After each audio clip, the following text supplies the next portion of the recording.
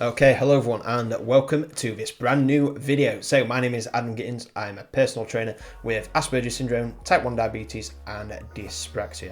So today we are talking about employment with Asperger's or autism. So I'm going to go through everything you need to know. So that includes finding a job, should you tell your boss, should you tell your colleagues, about actually joining the job itself, and many more, including my experience. So if that sounds good, then sit back, relax, and enjoy this video. So first of all, we are going to talk about what sort of job should you go for. So there are kind of four things that I want you to consider when you're looking. So that includes what sort of job would I enjoy doing, what sort of job would best suit my autism and my needs of autism, what are my strengths and weaknesses, and what are my likes and dislikes. So the reason for them four things is because you want to find a job that best suits you. You don't want a job that you don't like doing, because then you spend most of your time at your job, let's be honest. So you want something that you at least don't dislike. Like I say, you can pick and change your jobs as you go, but for starting off, you want something that you at least can tolerate, if that makes sense. In terms of your autism, I've kind of grouped the last three together, so your strengths and your weaknesses and your likes and your dislikes as well, because it has to suit them. If you're doing something that you dislike, then you're not going to be as good at it, because you're not going to want to do it as much. And plus as well, with your strengths and your weaknesses, if it's something that you're not as good at, then you're not gonna, there's no point trying to go for that, because you're better off doing something that suits your strengths as well as you can. And when that comes down to autism, that can include stuff like what strengths you have with your autism and what you're not as good at due to your autism. So for example, you might be really structured, you might be really organised, you might be really good with numbers and remembering stuff. So that's like your strengths, whereas your weaknesses could include stuff like your social skills, your people skills, remembering to do certain stuff. And like I say, it's not the same for everyone, and it's not a bad thing, it's just part of who you are. But I'm just saying, you're better off going for stuff that suits your strengths rather than that can play into your weaknesses. So when it comes down to it, you want to kind of try and find the best of both worlds, try and like include the stuff that best suits both. So you want to try and find stuff that you enjoy doing and that suits your strengths, and then stay away from the stuff that you dislike doing and that play into your weaknesses. So like I say, it might not be perfect for both, but if you can try and kind of narrow it down to that sort of stuff, kind of look at what jobs could be best for that, then you're going to do a lot better than if you find a job and it kind of goes into your weakness quite a bit. For example, with this, let's say that you're interested in something like trains. So let's say your strengths like organising, remembering like key dates and stuff like that, but your weakness could be interacting with people. Say like you worked at like the National Train Museum. A weakness might be like being a tour guide, like taking people around and interacting. Whereas a strength might be like organising the memorabilia, sorting the trains, logging certain information, stuff like that. So, like I say, it's something you enjoy, but if you go more for the weaknesses, so like the stuff that you're not as good at, so maybe like talking to people. Whereas instead, if you went for your strengths, you would do a lot better at the stuff that you're strong at than that you're weaker at, even though it is something that you like. So, like I say, you've got to find the balance. Okay, so next point, we're talking about should you tell your boss? In short, I'd say yes. The main reason is because if you do, then if something happens or you might not be as comfy with something, you might struggle with something, at least they'll kind of know why, instead of just wondering like, why can't you do this? They'll know that there's a reason behind that. So what I'd do, I'd tell them in the interview rather than in the application. That way, because they can get to know you, can have a chat with you before you actually tell them. So then they'll get to know you a bit better, and they'll just know you for being you instead of having a label. I'm not saying that they will put a label on you, but I'm just saying like they'll know more about you before they know that you have autism.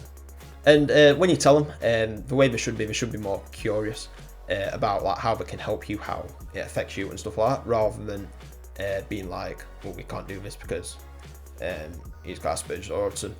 So if that's the case, then you want them to be curious and want to know how they can help you, rather than just dismissing you.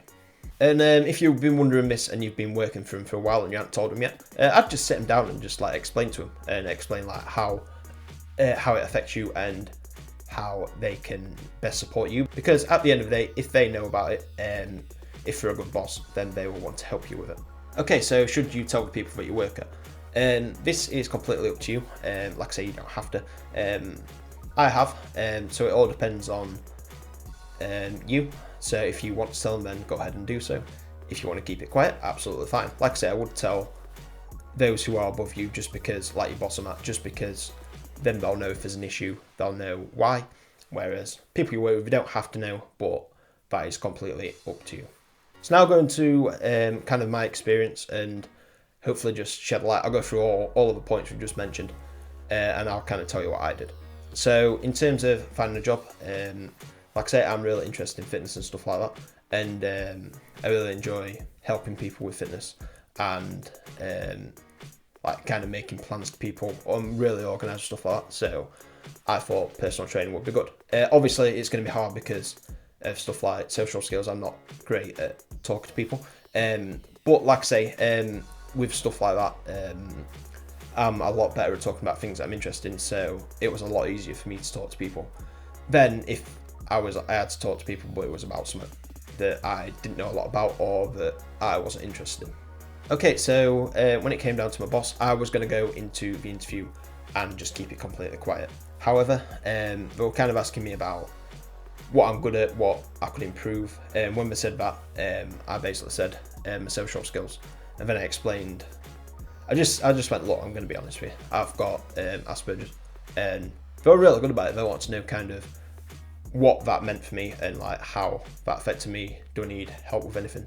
They were more, like I said, they were more curious than dismissive. They wanted to know what they could do to support me with that, and they've been brilliant with it. They've been trying to help me however they can, so that I can do my job to the best of my ability.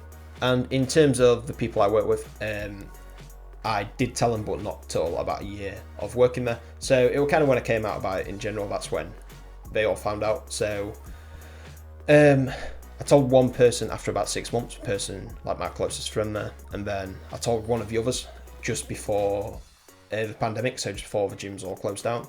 And then when they all opened about a month after that, I basically just told everyone. And they've all been really good. We all now realise like why I might act in a certain way or do stuff the way I do. They understand it now, and they just want to help you. So at the end of the day, they're just trying to help you the best that you can. So at the end of the day, my biggest piece of advice is just be yourself and just show everyone how good you really are. Like I say, you may have Asperger's or Autism, but that doesn't mean that you're bad at your job. In fact, at a lot of things, it can even help you. So that's why I said try and pick stuff that you're interested in and that suit your strengths, because then you can really flourish and do things as well as you possibly can, and you'll excel in that. Okay, so in the comments below, let me know what is your dream job and what are your biggest strengths that can help you with that job. Also in the comments, if you've got any more video suggestions, please leave them in there and I'll be happy to consider absolutely anything. I'm always looking for new ideas for the channel, so just let me know in the comments below. So before we go, please make sure you give this video a like. There's a playlist down below, as well as my social media and all my programs with all the videos on Asperger's. So if you want to watch more videos like this, go ahead and click on that playlist and subscribe to the channel while you're there, so you can see more videos exactly like this as soon as they come out. So I'm going to leave the video there. Thank you very much for watching, everyone. Hope you all enjoyed this. Any suggestions at all, just let me know, and I will see you all in the next video. Bye.